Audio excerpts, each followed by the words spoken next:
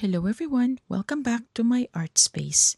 In this video, I will review this set of Himi solid watercolor pan set of 38 colors. Like Himi's semi-moist watercolor set, this set comes with a free brush and the name of the colors are actually listed on the back as well. The free brush is something between a size 6 and a size 4 from my Craft Ammo bamboo brushes, which is actually pretty decent. So here's how the solid pan looks like. It looks exactly like the semi-moist Himi watercolor set. Here they are side by side. They look exactly the same apart from the consistency of the paints. I tried to make a swatch sheet that looks exactly like the palette so that I don't get confused about the colors, and I'm using my 100% cotton candy watercolor paper. You've seen that I have pre-wetted the pans, but unfortunately they dry so quick that I had to keep re-wetting it. From Hobbycraft's January sale, I only paid £11 for this set. The semi-moist watercolor set cost me £13.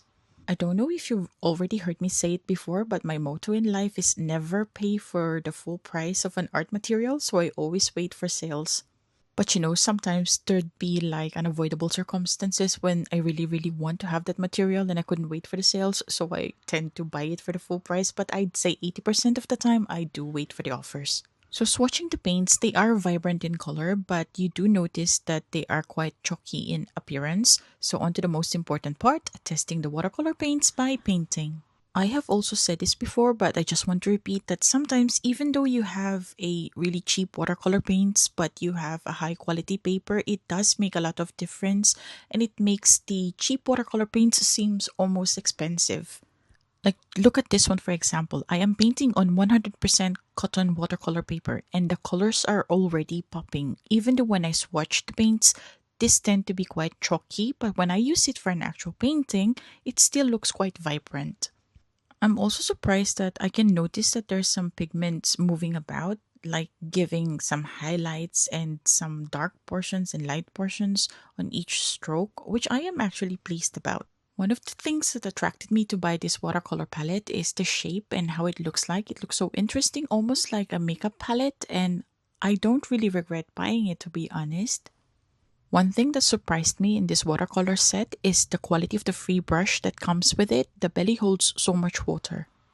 So far, I am loving how the painting is turning out to be, but I think about 60 to 70% of it is because of the quality of my watercolor paper.